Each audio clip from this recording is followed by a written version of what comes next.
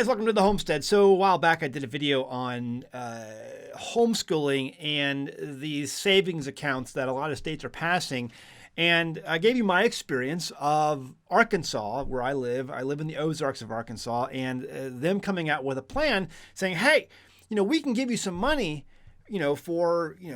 to offset some of these costs that you might be incurring, when it comes to homeschooling. And a lot of homeschoolers are jumping on board with this until, and it seems like there was a bit of a backlash, including myself, because I discovered that, oh yeah, by the way, there's some strings attached to this free money that we want to give you.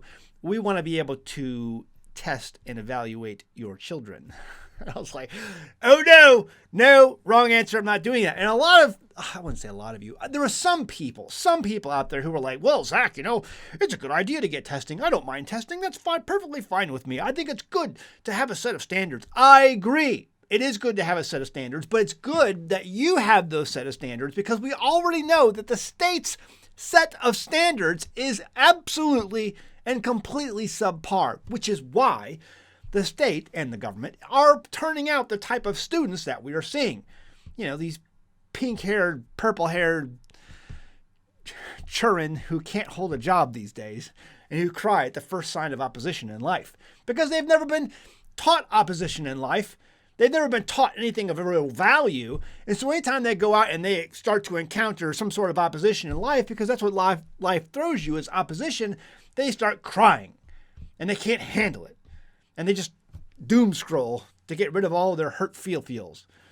Guys, that's what the standards that we have set by the states today. I don't want your set of standards. I don't want you testing my child because no test you give is going to meet to my set of standards. And if for some reason your set of standards that you test by contradict with mine, I don't want you saying, no, I'm sorry, you're now because of a loophole.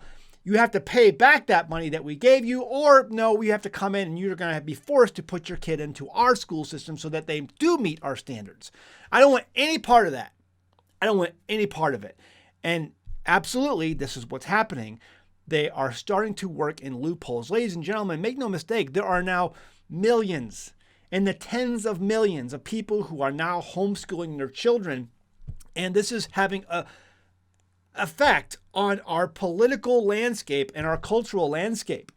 You are now, if you homeschool your children, you're now a voting bloc. And in some places, a large voting bloc.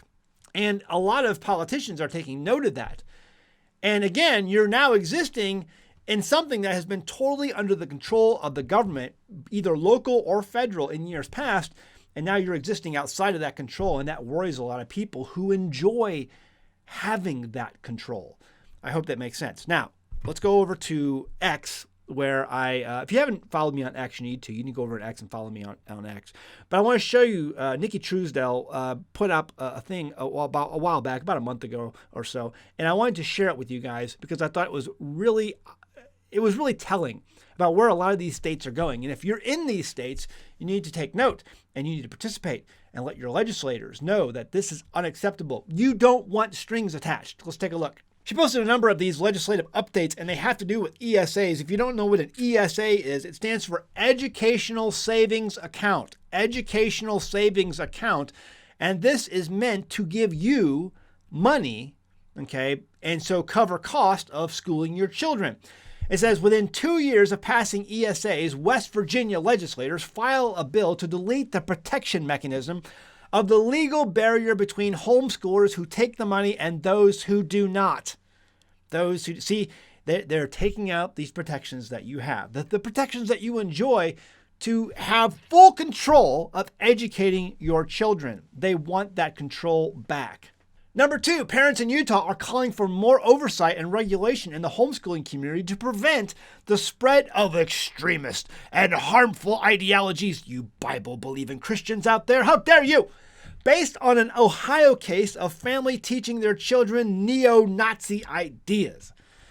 They're going to always see, whenever they want to take away your rights, they always bring out the worst of the worst in order to portray that you're all this bad. We know that's not true, but understand the danger of these ESAs. Once you get in there and you take their money. You take my money, you wear my brand. Got it? In Oklahoma, nearby, Representative Amanda Swope has introduced HB 4130, which would require homeschool parents to send in a letter to the Department of Human Services requesting to homeschool their child. Please, sir, may I have some more? Provide the information of every adult involved in the child's education and go through, and there's more. So basically, you're going to, all these hoops. We're going to require all these hoops, and if you manage to miss a hoop, you're going to lose your ability to homeschool your children. Number 4, Texas Governor Greg Abbott says vouchers will absolutely come with strings. Absolutely comes with strings attached. Guys, I don't want strings attached. I don't want your money. You can keep your filthy, stinking money. I don't want it. I don't want your strings. Arizona, January 2nd, 2024. Today, Governor Katie Hobbs announced her plan to increase accountability and transparency in the ESA voucher program that is projected to cost the state nearly $1 billion in the current fiscal year. She's going to increase accountability. What that means, and what that translates to, ladies and gentlemen, is that she's going to make it harder for you to continue to homeschool your children. Arizona homeschoolers who utilize ESA funds are no longer considered homeschoolers. That means you are a public school student, even if you're at home, which means we can, over time, slowly bring you back under our umbrella of control. October 2024, new superintendent says private schools receiving public money shall be held to public education standards. Look at the eaten grin on his face. UNESCO wants to be in your homeschool, according to the UN. The UN. Of course they do. Of course the United Nations wants to be in your homeschool. According to a 2021 report commissioned by the UNESCO, the UN's educational agency, governments should use tax subsidies, including vouchers, educational savings accounts, and scholarship tax credits for private schools to impose government, let's just see what the rest says here, impose government control and regulations for requiring equity and other goals. Because yes, we need more equity in our homeschools, ladies and gentlemen.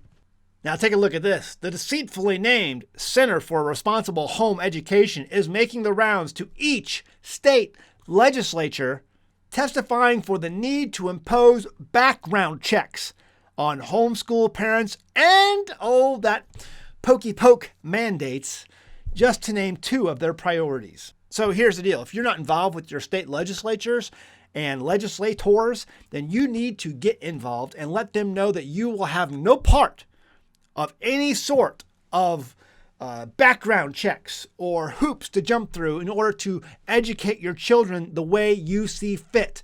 And if for some reason you see them vote according to where the Center for Responsible Home Education or other such UN or liberal-backed policy makers are wanting, then you're not going to vote for that candidate and you will work to unseat them. You must let them know on no uncertain terms that you will politically tar and feather them. Ladies and gentlemen, it's very important that we take the steps necessary to ensure the liberty that we have when it comes to homeschooling our kids. It doesn't go away. It's not, chipped away, because again, what's happening here is that you are now existing outside of a system of control that they have always held the reins for. And and they're going to do whatever it takes to end that. And so you need to let these legislators know in no uncertain terms that you will do everything in your power to end their ride on the gravy train, because that's what it is. Most of these legislators, they have grand hopes of getting to that place in Congress where they can always now be forever rich and double their incomes because they can get in all the insider trading. This is really a ride on the gravy train. And what you're doing is you're threatening to end that ride prematurely by, voting them out. You must let them know. You must be involved, because they love that gravy train they're on, and they'll do whatever it takes to stay on it. Don't let this opportunity pass you by to get involved. And the kids who want to stay in public schools, that's fine. All you're doing is guaranteeing the success of the homeschoolers, because you're just dumbing down your child to the point that they're not going to be able to compete in today's society when times get tough. And look at the world today. That is what it is. Leave your thoughts below. I'd love to hear your thoughts. again, you guys, back when I did that video, a lot of you said, Zach, don't take their money. It's going to come with strings attached. And I was like, oh, no, it's fine. It sounds great. I mean, they're not doing any of that.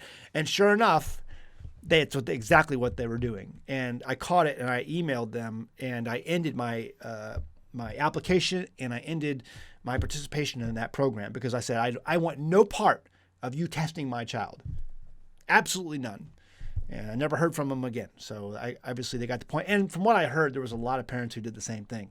So, we'll see what happens. In Arkansas, we're a pretty red state and we're pretty pro homeschool here. And we have a governor who's pretty pro homeschool. So we'll see how it works here from here on out, and we'll keep an eye on it. But some of you guys in these other states, you better get involved, and you better put the fear of God in these people because they don't care what you think until you try to remove their ride off the gravy train. Then they care. All right, guys. Sponsored by PerfectPickler.com. Check it out. Make your own probiotics from the comfort of your own kitchen at home. Get the kit today. The value package is our bestseller. Get that one. See you next time in the Homestead. Bye. One of the best perks about living off-grid is that I never pay an electric bill. I love being my own power company, but that means when things go wrong, I have to be the one on call. So I try and use reliable components for my power production. For the last couple of years, I have been promoting OUPES solar generators. I've been using them and abusing them, and as it turns out, they are pretty good products. They have power generators for all occasions, and they can be charged by permanent or portable solar panels, as well as AC power. They offer true lithium iron phosphate batteries, and this is important. Recently, a family in my area had a different brand that uses the less stable nickel manganese cobalt or NMC type batteries. The unit caught fire in the middle of the night. It was a scary situation and it caused damage to the home, but thankfully nobody was hurt. The generator, as you can see, was a total loss. This drives home the point on why it's so important to employ solar generators like the OUPES brand that uses the much more safe and stable technology of lithium iron phosphate, otherwise called LiFePO4.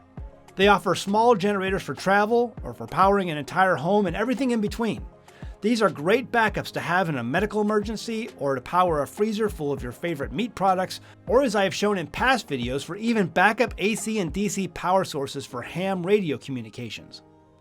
If the grid goes down, you're going to be thankful you have one of these units.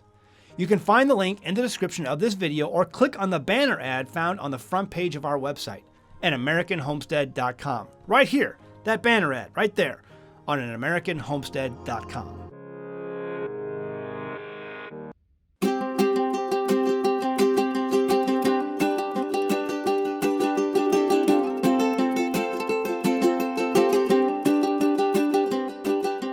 Hey guys, did you know you can become a patron of an American Homestead? They get access to private videos, and we send them gifts from the homestead that we make here on the homestead. And we also enter our patrons into special giveaways that are only available to them. And before you go, please check out these other great videos. Go ahead, click. Oh wait.